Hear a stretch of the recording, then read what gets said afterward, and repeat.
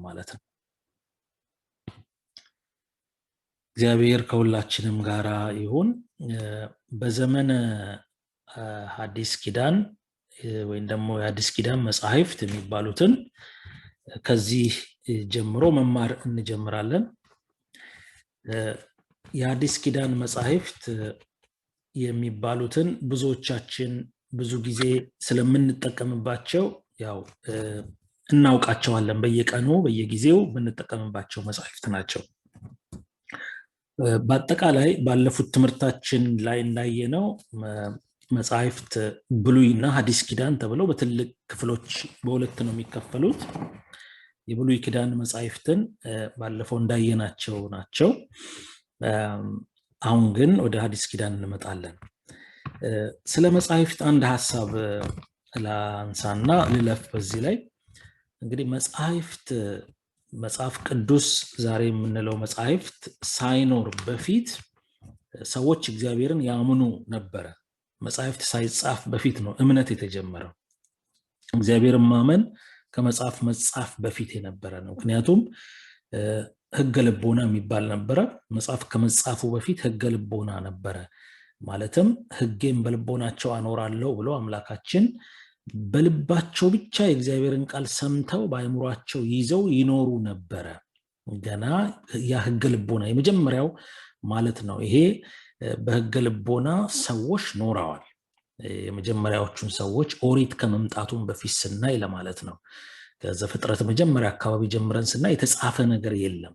ግን ያ የነበረው ነገር ተጽፎ ዛሬ ያየነው እንጂ በዛን ዘመን የተጻፈ ነገር ሳይኖር እግዚአብሔርን ያመልኩ ነበረ።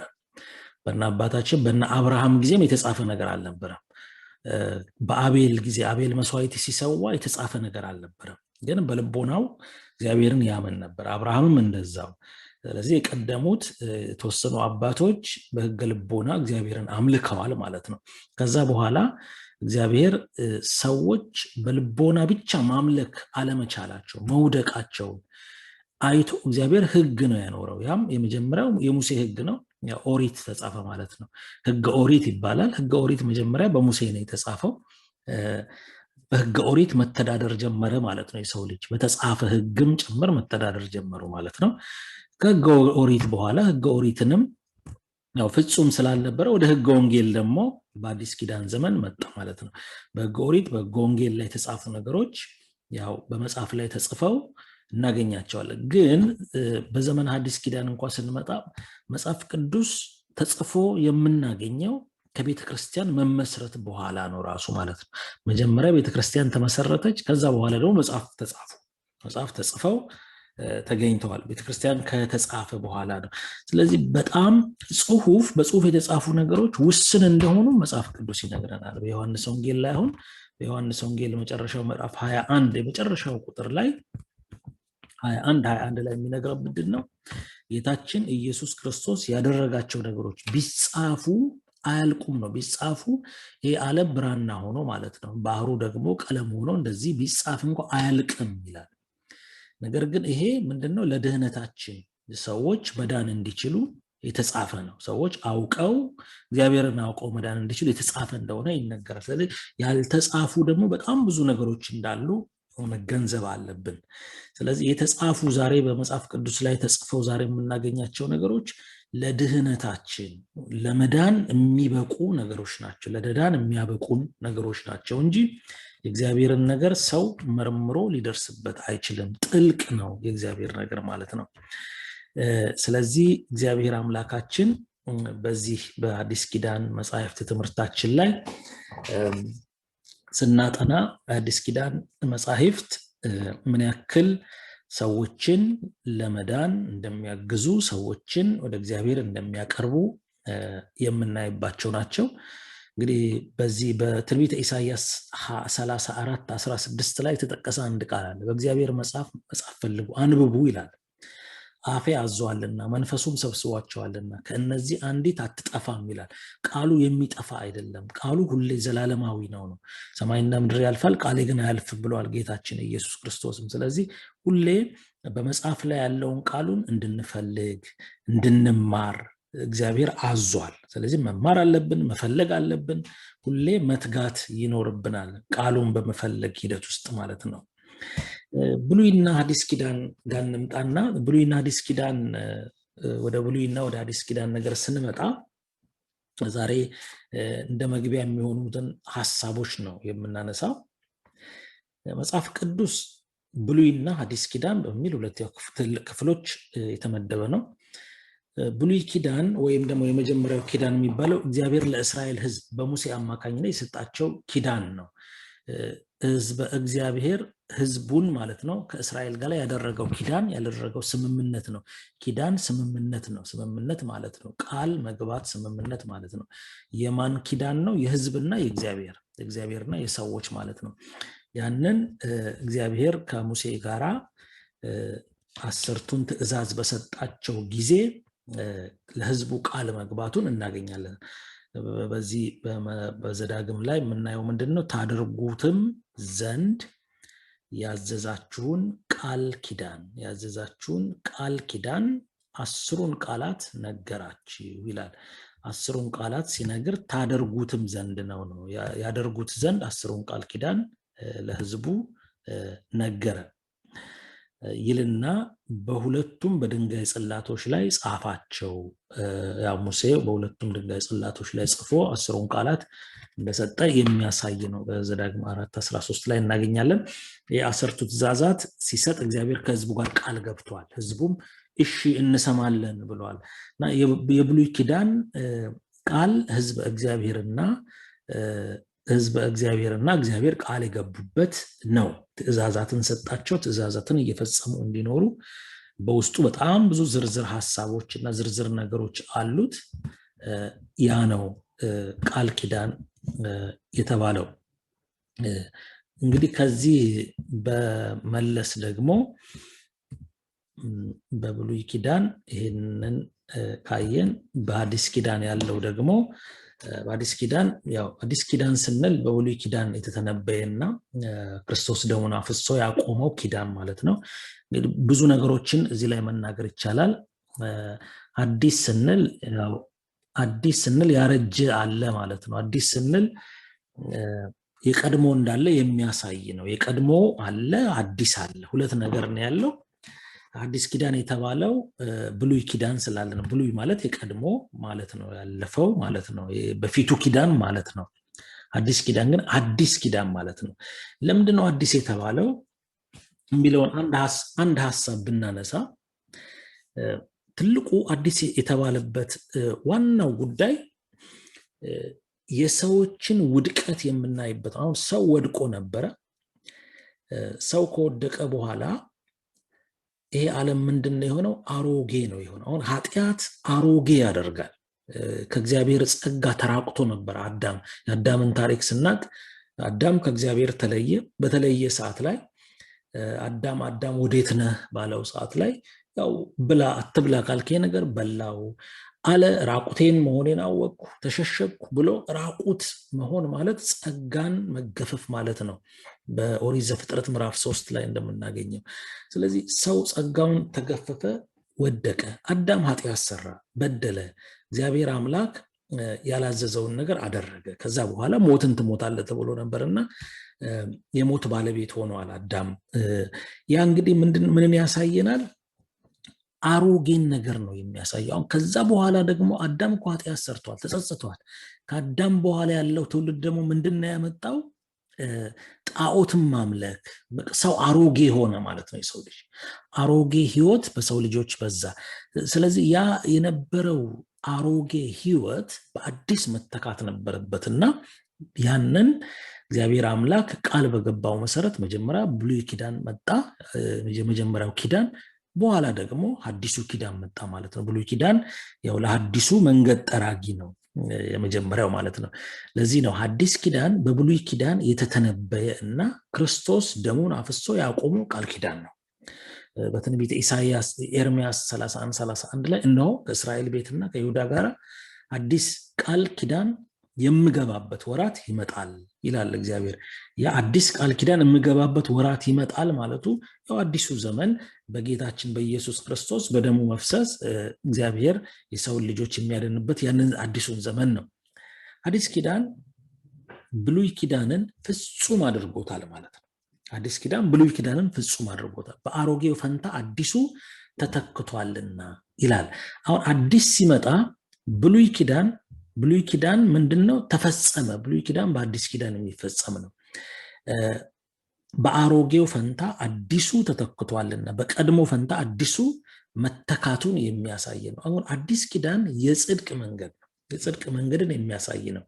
ለዘላለም ጸንቶ የሚኖር የሕይወት ቃልን የሚያሳይ ነው። የሆነ ቦታ ላይ የሚያልፍ ነገርን ሳይሆን የሰዎችን መዳን የሚያሳይ ኪዳን ነው አዲስ ኪዳን ብለን ስንናገር።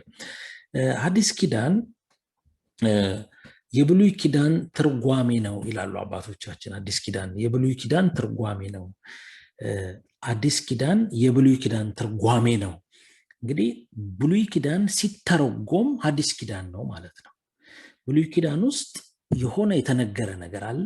ያ የተነገረው ተስፋ፣ ነቢያት ይጠብቁት የነበረው ተስፋ፣ የቀደሙ አባቶች የተናገሩት ተስፋ በውስጡ የያዘው የሚናገረው የሚተነበየው ነገር በሙሉ ስለ አዲስ ኪዳን ነው ማለት ነው።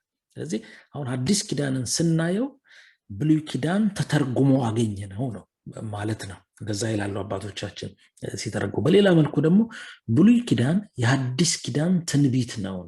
ብሉይ ኪዳን የአዲስ ኪዳን ትንቢት ነው። ብሉይ ኪዳን ሲተነበይ ሲነገር ብሉይ ውስጥ ሲነገር የነበረው ሐዲስ ነው ማለት ነው። ይመጣል ተብሎ ሲነገር የነበረው በብሉይ ኪዳን ውስጥ አዲስ ኪዳን ነው።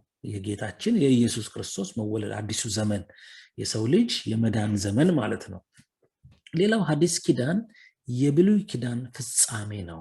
አዲስ ኪዳን የብሉይ ኪዳን ፍጻሜ ነው ማለት የነቢያት ትንቢት የተፈጸመበት፣ የቀደሙ አባቶች ሲጠብቁት የነበረው ነገር የተፈጸመበት በመሆኑ አዲስ ኪዳንን ስናስብ የብሉይ ኪዳን ፍጻሜ መሆኑን እናያለን። ሁሉ ነገር ቀርቷል ማለት ሳይሆን ብሉይ ኪዳንን ባሰብን ቁጥር ሁልጊዜ ማለት ነው አዲስ ኪዳንን ባገኘነው ቁጥር ብሉይ ኪዳን ላይ የተነገረው ነገር ተፈጽሟል ማለት ነው የሚለውን ያሳየናል። ሌላው አንድ አባት ደግሞ እንዲህ ብሎ ተናግሯል። አዲስ ኪዳን በብሉይ ተሰውሯል፣ ብሉይ ኪዳን ደግሞ በአዲስ ኪዳን ተገልጧል ብሎታል። አዲስ ኪዳን በብሉይ ተሰውሯል ማለት ብሉይ ኪዳን ውስጥ ምን አለ ማለት ነው? አዲስ ኪዳን አለ ማለት ነው ውስጡ ላይ። ለምሳሌ እንደነ ነብዩ ኢሳይያስን ስናይ ነብዩ ኢሳይያስ ድንግል በድንግልና እንደምትወልድ ከ700 ዓመት በፊት ቀድሞ ምንም ነገር ከመታሰቡ በፊት የተነበየ ትንቢት ነው። ጌታችን ኢየሱስ ክርስቶስ ከመቤታችን ከቅድስት ድንግል ማርያም እንደሚወለድ በድንግልና እንደሚወለድ የተነበየ ትንቢት ነው። ስለዚህ እዛ ውስጥ አዲስ ኪዳን ተሰውሮ አለ ማለት ውስጥ ላይ ስለ ጌታችን ስለ ኢየሱስ ክርስቶስ መወለድ ተነግሯል፣ ስለ ጥምቀቱ ተነግሯል፣ ስለ ሞቱ ተነግሯል፣ ስለ ትንሣኤው ተነግሯል፣ ስለ እርገቱ ተነግሯል። ብዙ ነገሮች በአዲስ ኪዳን ላይ የተፈጸሙ ነገሮች በሙሉ በብሉይ ውስጥ ተሰውረው ነበሩ ማለት ነው። ብሉይ ኪዳን ደግሞ በአዲስ ኪዳን ተገልጧል ማለቱ አዲስ ኪዳን ሲመጣ ብሉይ ኪዳንን አወቅ ነው። ምክንያቱም በፊት ዝም ብሎ ንባብ ነው። ውስጡ ላይ ተስፋ አለ፣ ግን ተስፋው ሲፈጸም አልታየም። ምንም ነገር ይሄ ነው በንባብ የነበረ ነው፣ በቃል የነበረ ነው፣ በተስፋ የነበረ ነው። ያ ነገር በአዲስ ኪዳን ላይ ተገልጧል ማለት ነው። ብሉይ ኪዳንን በጣም ግልጥ ሆኖ እናገኘዋለን። በዘመነ ሐዲስ ላይ ዞር ብለን የእስራኤልን ከግብፅ የወጡበትንና ያንን የኤርትራን ባህር ያለፉበትን ነገር ስናይ ያ የፋሲካ በዓል ነው። አዲሱን ፋሲካ በዓል ደግሞ ስናይ ፋሲካችን ክርስቶስ ነው ብሎ ቅዱስ ጳውሎስ አስተምሯልና የብሉይ ኪዳን ፋሲካ የአዲስ ኪዳን ፋሲካ አለ። ስለዚህ አንዱ በአንዱ ላይ ስናይ ብሉይ ኪዳን ተገልጧል በአዲስ ኪዳን የሚለውን ነገር እናሳያለን። የተለያዩ ሀሳቦችን እዚህ ላይ ማንሳት እንችላለን ማለት ነው። ከአዲስ ኪዳን መጻሕፍት ጋር እንምጣና የአዲስ ኪዳን መጻሕፍት ጋር ስንመጣ የአዲስ ኪዳን መጻሕፍት የተጻፉት ያው በጌታችን በኢየሱስ ክርስቶስ በሐዋርያት ነው የተጻፉት። ይሄ ቀላል ነገር አይደለም። ማንም ዝም ብሎ አልጻፈውም። ሐዋርያት ናቸው የጻፉት። ወደ 8 የሚሆኑ ሰዎች ናቸው የጻፉት አዲስ ኪዳንን። ብሉይ ኪዳንን ደግሞ ወደ 40 የሚሆኑ ሰዎች ነው የጻፉት። እንግዲህ አንድ ላይ ወደ 48 የሚደርሱ ሰዎች መጽሐፍ ቅዱስን ጽፈውታል ማለት ነው። አጠቃላይ መጽሐፍ ቅዱስን እና በአዲስ ኪዳንን ሐዋርያት ነው የጻፉት። ሐዋርያት እነማን ናቸው? ሐዋርያት ከጌታችን ከኢየሱስ ክርስቶስ ጋር የነበሩ አብረው የተጓዙ ናቸው። እሱ የጠራቸው ናቸው። ተአምራቱን ያዩ ናቸው። እንደገና ሕማማቱን ያዩ፣ ሞትን ያዩ፣ ትንሣኤውን ያዩ፣ እርገቱን ያዩ፣ እግሩ ስር ቁጭ ብለው የተማሩ እና ብዙ ነገሮችን የሚያውቁ ሚስጥር ያልተሰወረባቸው ናቸው። በዋለበት ይውላሉ፣ ባደረበት ያድራሉ። ከሱ ጋራ ተለይተው የማያውቁ 3 ዓመት ከ3 ወር ሳይለዩት አብረው የተማሩ እነዛ ቅዱሳን ሐዋርያት ናቸው። ለሞት ታዘው የወጡት እነሱ ናቸው። መንፈስ ቅዱስን በበዓለ ሃምሳ የተቀበሉ እነሱ ናቸው የጻፉት። ዓለም ላይ ዞረው ወንጌልን እንዲያስተምሩ እግዚአብሔር ጌታችን ኢየሱስ ክርስቶስ ያዘዛቸው እነሱ ናቸው የጻፉት እና ቀላል ሰዎች አይደሉም የጻፉት። የሰዎቹ ማንነት ስናይ ከጌታችን ጋር የነበሩ ሰዎች ናቸው የጻፉት። ቅዱስ ጳውሎስ በእርግጥ አልነበረም ከጌታችን ከኢየሱስ ክርስቶስ ጋር። ነገር ግን ቅዱስ ጳውሎስ ምንድን ያለው በገላትያ መልእክቱ ምዕራፍ 1 ከቁጥር 11 ላይ ተናግሯል። ወንድሞች ሆይ በእኔ የተሰበከው ወንጌል እንደ ሰው እንዳይደለ አስታውቃችኋለሁ። ኢየሱስ ክርስቶስ ገልጦልኛል እንጂ እኔ ከሰው አልተቀበልኩትም አልተማርኩትም ብሎ ተናግሯል። ከማን እንደተቀበለ ከማተቀበለ ማለት ነው ከጌታችን ከኢየሱስ ክርስቶስ የተቀበለ። ቅዱስ ጳውሎስ 13-14 መልእክቶችን የጻፈ ተብሎ የሚነገርለት ነው። ስለዚህ የተቀበለው ከጌታችን ነው ማለት። ሐዋርያት ደግሞ ከሱ ስር ነው፣ ከሱ የተማሩ ናቸው። ስለዚህ የአዲስ ኪዳን ጸሐፊዎች በሙሉ በመንፈስ ቅዱስ የተሞሉ ታዋቂ የሆኑ በጌታችን በኢየሱስ ክርስቶስ እግር ስር የተማሩ ሰዎች ስለሆኑ እንዲሁ መጽሐፉ የዋዛ አይደለም። ጸሐፊዎቹ እነማን እንደሆኑ ባየን ጊዜ ነገሩ ምን ያክል ከእግዚአብሔር ዘንድ እንደሆነ የምናይበት ነው ማለት ነው። መጽሐፍቶቹን ስናይ የአዲስ ኪዳን መጽሐፍት እንግዲህ በየትኛው ቋንቋ ተጻፈ ስናይ የአዲስ ኪዳን የተጻፉ በግሪክኛ ቋንቋ ነው። በወቅቱ የግሪክ ቋንቋ ተስፋፍቶ በብዙ ዘንድ በጣም በስፋት ይነገር ነበረ። ግሪክኛ ቋንቋ ታዋቂ ነበረ በወቅቱ። እንግዲህ ባለፉት ጊዜ በብሉይ ኪዳን ትምህርታችን ላይ እንዳየነው ከባቢሎን ውድቀት በኋላ ከፋርስ በኋላ ግሪኮች የያዙበት ዘመን ነበረ ቦታ። ከሮማውያን በፊት ግሪኮች ናቸው በጣም ሰፊ ዘመን ቦታ የነበሩና የግሪክ ስልጣኔ ከባድ ነበረ።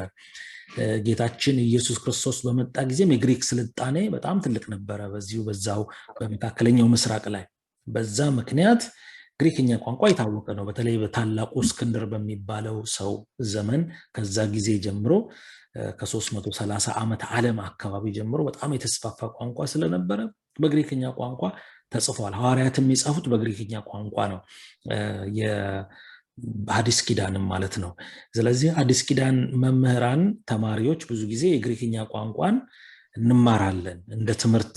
ቋንቋው ነው የሚባለው ኮይኔ ግሪክ ይባላል። ኮይኔ ግሪክ በዛ ዘመን ኮይኔ ግሪክ ማለት ኮመን ግሪክ ማለት ነው፣ ህዝቡ ሁሉ የሚናገረው ግሪክ ማለት ነው። አሁን እንግዲህ ሞደርን ግሪክም ስላለ በዛ ዘመን የተነገረው በግሪክኛ ቋንቋ ነው። ከዛ ቋንቋን ወደ ሌሎቹ ሁሉ የተረጎመው ተብሎ ይታመናል ማለት ነው። አዲስ ኪዳን አብዛኛው ክፍሉ መሰረት ያደረገው የአይሁዳውያንን ባህል ነው። እንግዲህ አሁን ምንም እንኳ በግሪክኛ ቢጻፍም በግሪክና የሮማውያን ባህል በጣም ነበረ በዛ ሰዓት። ግን መሰረት ያደረገው የአይሁዳውያንን ባህል፣ የነሱን ጂኦግራፊውን መልክዓ ምድሩንም ስናይ እንደገና ደግሞ የብሉይ ኪዳንን ነገሮች እያነሳ የሚጽፍ ነው። ብዙ የብሉይ ኪዳን ነው የሐዲስ ኪዳን መጻሕፍት። ስለዚህ ነገር በተወሰነ መልኩ አሉ የግሪክና የሮማውያን ባህላቸው የሚንጸባረቅበት በተወሰነ መልኩ አለ፣ ግን በአብዛኛው የአይሁድን የያዘ ነው ማለት ነው በግሪክኛ ቢጻፍም። ስለዚህ ቋንቋው ግሪክኛ ተብሎ ይታመናል፣ ኦሪጂናል ተብሎ የሚታመነው። ከዛ በኋላ ግን ጥንታዊ ቋንቋዎች የግዕዝ ቋንቋ ጥንታዊ ቋንቋ ነው፣ በግዕዝ ቋንቋ ተተርጉሟል። ከዛ በኋላ እነዚህ ጥንታዊ የሚባሉ የምስራቃውያን ቋንቋዎች የተወሰኑ አሉ። የኛም የግዕዝ ቋንቋ ጥንታዊ መጻሕፍት ከሚባሉት አንዱ ነው ማለት ነው። ሐዲስ ኪዳን የተጻፈው ለምንድን ነው የተጻፈው ተብሎ እንኳ ቢጠየቅ ያው መጪው ትውልድ ጌታችን ኢየሱስ ክርስቶስ መሲህ የእግዚአብሔር ልጅ መሆኑን አውቆ ለምን ወደዚች ዓለም እንደመጣ ተገንዝቦ የማዳን ስራውን ተረድቶ ንስሐ ገብቶ ከእግዚአብሔር ጋር ታርቆ የዘላለም ሕይወትን ጉዞ እንዲጀምር በማሰብ ነው ይላል። እና ይሄ ለምንድን ነው የተጻፈው ብለን ስናስብ ያው ነው ጌታችን ኢየሱስ ክርስቶስን የማዳኑን ስራ እንድናውቀው ነው፣ እንድንገነዘብ፣ አውቀን ንስሐ እንድንገባ፣ ንስሐ ገብተንስ ከእግዚአብሔር ጋር ተስማምተን የዘላለም ሕይወት መንገዳችንን እንድናቀና ይሄ መጽሐፍ በጣም አስፈላጊ ነው፣ ለሁላችንም አስፈላጊ ነው ማለት ነው። እንግዲህ ይሄ መቼ ተጻፈ የሚለው የተለያዩ አንድምታዎች የተለያዩ እንትኖች አሉ። ነገር ግን የሐዲስ ኪዳን መጻሕፍት ከወደ 45 ዓመተ ምህረት ገደማ እንደጀመሩ ይነገራል። ወይ 45 ወይ 50 ሊሆን ይችላል እስከ 95 ዓመተ ምህረት አካባቢ ማለትም ከመቶ ብዙም አልዘለለም የመጨረሻው መጽሐፍ የተጻፈው ማለት ነው። በዚያን ጊዜ ውስጥ ተጽፈው እንዳለቁ ይነገራል ማለት ነው። እንግዲህ በአጠቃላይ ቅዱሳት መጻሕፍት ብሉይና ሐዲስ ኪዳን ላይ ተጸርዘው ሲቀመጡ ምዕራፍና ቁጥር አልነበራቸውም። ምዕራፍና ቁጥር የተደረገላቸው በ1228 ዓመተ ምህረት በምዕራፍ ተከፈለ። ከዛ ደግሞ በ1551 በቁጥር ተከፈለ። እንግዲህ በቀላሉ ለመጠቀም በሚያመች ሁኔታ ዛሬ በምናየው ሁኔታ አለ ማለት ነው። ያ ማለት ዘግየት ብሎ ነው ማለት ነው ተስተካክሎ እንግዲህ በመጽሐፍ ቅዱስ ሊቃውንት አዘጋጅተው ምዕራፍ ቁጥር አስከፋፍሎ፣ ያለዚያ እንዲሁ ስድ ንባብ ነበር ማለት ነው። በቃ ኦሪት ዘፍጥረት ብሎ ዝም ብሎ ነበር፣ ምዕራፍ የለው ቁጥር የለው፣ ዝም ብሎ ነው የነበረው። ኋላ ላይ ግን ተከፋፍሎ ሰዎች ማንበብ በሚችሉት የመጽሐፍ ቅዱስ ምሁራን ይህንን አድርገዋል።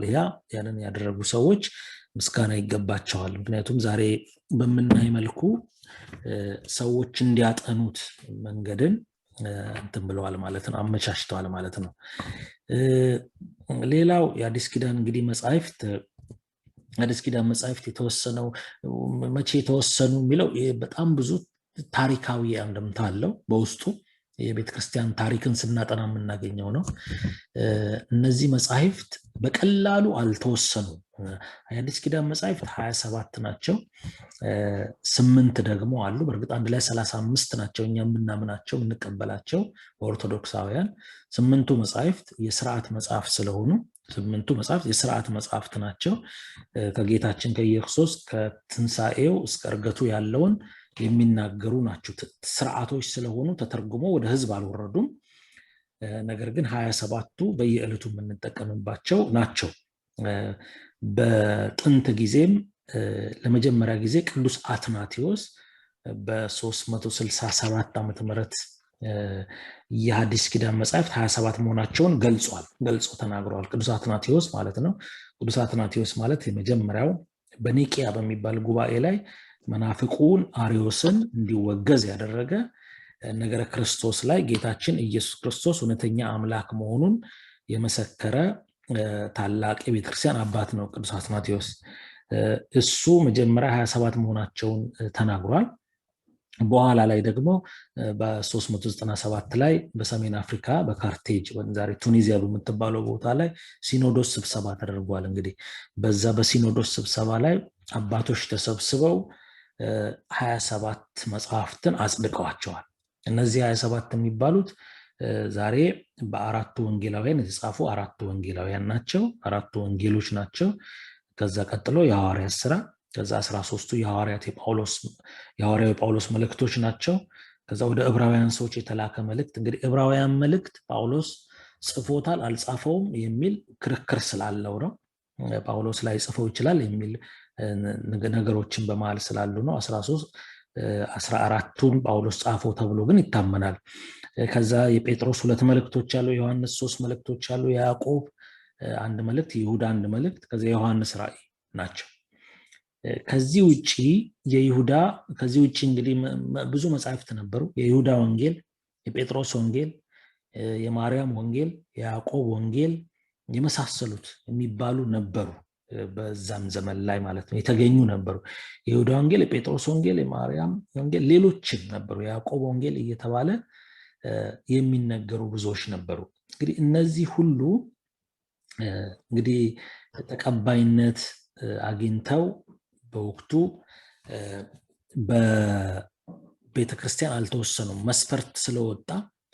መስፈርት ወጥቶ በቤተክርስቲያናት ሁሉ ተቀባይነት ያላቸው መጻሕፍት እነዚህ ናቸው ተብሎ ውሳኔ ተገኝተዋል። ምክንያቱም በዚያ ዘመን ላይ የእውቀት ሰዎች የሚባሉ ግኖስቲክስ የሚባሉ ሰዎች ነበሩ። ትልቅ የኑፋቄ ትምህርት ነው የነሱ። ብዙ መጽሐፍትን አመሳስለው አስገብተው ነበረ። ልክ ተመሳስሎ የገቡ ብዙዎች ነበሩ። ስለዚህ እነዚህ ግን ነጥረው ወጥተው በመንፈስ ቅዱስ መስፈርቶች ወጥቶላቸው ተወስነዋል ማለት ነው። በቅዱሳን አባቶች ተወስነዋል። እነዚህ መጽሐፍት ግን በተለያየ መልኩ አሉ። ነገር ግን እንደ መጽሐፍ ቅዱስ ተወስደው በሁሉም ዘንድ ተቀባይነት አግኝተው ወደ ቤተክርስቲያኖች አልገቡም ማለት ነው። ሌሎቹ መጽሐፍት ያው ወደ ቤተክርስቲያን የገቡ መጽሐፍት ናቸው። እነዚህ ግን ያልገቡ ናቸው ማለት ነው። እንግዲህ እነዚህ 27ቱን እኛም ተቀብለን እንላለን። ከዚህ እንግዲህ በአጠቃላይ የአዲስ ኪዳን መጽሐፍት የሚከፈሉት በ4 ነው። እንግዲህ ከዚህ በኋላ አንድ በአንድ የምናያቸው አንደኛ የወንጌል ክፍል ነው። የወንጌል ክፍልን ሁላችንም እናውቀዋለን። ማቴዎስ፣ ማርቆስ፣ ሉቃስ እና ዮሐንስ 4ቱ ወንጌላውያን ናቸው። ከዛ የታሪክ ክፍል እንለዋለን። ሁለተኛ የታሪክ ክፍል የምንለው ደግሞ አንድ ነው። እሱም ደግሞ የሐዋርያት ስራ የታሪክ ክፍል ተብሎ ይነገራል። ከዛ ሶስተኛ ላይ የመልእክታት ክፍል ነው። የመልእክታት ክፍል ያው 21 ናቸው የሚሆኑት። 14ቱ አሉ ለብቻ ቅዱስ ጳውሎስ የጻፉት። ከዛ ጴጥሮስ አለ፣ 2 ዮሐንስ አለ፣ 3 ያዕቆብ አለ፣ 1 ይሁዳ አለ፣ 1 እነዚህ ናቸው። ከዛ የትንቢት ክፍል የዮሐንስ ራእይ የትንቢት ክፍል ይባላል። 27 ናቸው ማለት ነው። እንግዲህ እነዚህ ስናመሳስላቸው ከብሉይ ኪዳን መጻሕፍት ጋር ያው የብሉይ ኪዳን መጻሕፍትም በ4 ከፍለናቸው ነው ያየናቸው። የሕግ ክፍል፣ የታሪክ ክፍል፣ የመዝሙር የቅኔ ክፍልና የትንቢት ክፍል ብለን ያየናቸው። እነዚህ ደግሞ የወንጌል ክፍል፣ የታሪክ ክፍል፣ የመልእክታት ክፍልና የትንቢት ክፍል ብለን እናያቸዋለን። እንግዲህ ምክትል የወንጌል ክፍልን እናያለን። በጣም ጥሩና ለሁላችንም ብዙ አጓጊ የሆነ ትምህርት የወንጌል ክፍል ነው ማለት ነው። እንግዲህ በአጠቃላይ የአዲስ ኪዳን መጽሐፍት ይመስላሉ። እንግዲህ አዲስ ኪዳን በውስጣችን እኛንም ጭምር አዲስ ያደርገናል ማለት ነው። እኛንም አእምሮን አዲስ የሚያደርግ ነው። አዲስ ኪዳን ስንል አዲስ ኪዳን መጽሐፍት የሰው ልጆችን አዲስ የሚያደርግ ከኃጢአት እንዲላቀቁ የእግዚአብሔር ልጆች እንዲሆኑ የሚያደርጉ መልእክቶች በውስጡ ያሉት መጽሐፍ ነው። ሁላችንም አተኩረን ልናየው ልንማረው የሚገባን መጽሐፍ ነው አዲስ ኪዳን መጽሐፍት።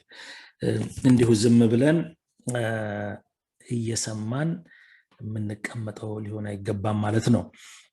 እንግዲህ አሮጌ ሕግ የሚባለው አሮጌ ሕግ ነበረ በፊት። አሮጌ ሕግ የተባለው አላዋቂነትንም ኃጢአትንም ጭምር ነው። ሰው አላዋቂ ነበረ፣ ኃጢአተኛ ነበረ፣ ከእግዚአብሔር የራቀ ነበረ፣ በሞት ጥላ ውስጥ ሲኖር የነበረ ነው። እንግዲህ በአዲስ ኪዳን ደግሞ ሰው እውቀትን እንዳገኘ ወደ እግዚአብሔር እንደቀረበ የሚያሳይ ነው። በአሮጌው ዘመን ላይ ትልቁ ክፍተት ምንድን ነው? ሰው አላዋቂ ሆኖ ነበረ። ምንድነው? ሰዎች እውቀት ከማጣታቸው የተነሳ ጠፍተዋልና ተብሏል በነቢያት። እና ትልቁ እውቀት ማጣት ነው። እውቀት ማጣታቸው ልክ ደንቆሮች ነው፣ የደነቆሩ ሆኑ፣ አንገተ ደንዳና ነው የሆኑት። ምንም አልታያቸው ነው ያለው። ነገረ እግዚአብሔር አልታይ ነው ያለው። ሰው እንግዲህ ከእግዚአብሔር ከራቀ አንድ ጊዜ በቃ የእግዚአብሔር ነገር አይታየውም። ድንቁርና ነው የሚባለው ይሄ። በፍጹም ከእውቀት መራቆት ማለት ነው። ከእውቀት ውጪ መሆን ማለት ነው። ያ ከእውቀት ውጪ መሆን ከእግዚአብሔር መለየት ማለት ነው። ያንን ዘመን እግዚአብሔር አሳልፎ ዘመን ሐዲስ ስንመጣ ደግሞ አዲስ ኪዳን ዘመን የእውቀት ዘመን ነው። የእውቀት ዘመን እግዚአብሔርን የማወቅ ዘመን፣ ወደ እግዚአብሔር የመጠጋት ዘመን፣ ከእግዚአብሔር ጋር የመሆን ዘመን ስለሆነ ያንን የእውቀት ዘመን ከእግዚአብሔር ጋር የመሆን ዘመን እግዚአብሔር አምላካችን ሰጥቶናል ማለት ነው እኛ ለሁላችንም። ስለዚህ በድንቁርና ባለማወቅ ልንኖር አይገባም። በዚህ ዘመን ንቁ ልንሆን ያስፈልጋል። አእምሯችንን ልንከፍት ያስፈልጋል። ወደ እውቀት ልንመጣ ያስፈልጋል። እውቀት እግዚአብሔርን ማወቅ ነው። የጥበብ ሁሉ መጀመሪያ እግዚአብሔርን ማወቅ መፍራት ነው ብለዋል መጽሐፍ። ለዚህ ነው ዓለም ከእግዚአብሔር ስለራቀች ነው ብዙ ነገሮች የተዳፈኑብን፣ ከእግዚአብሔር ስለራቅን ነው።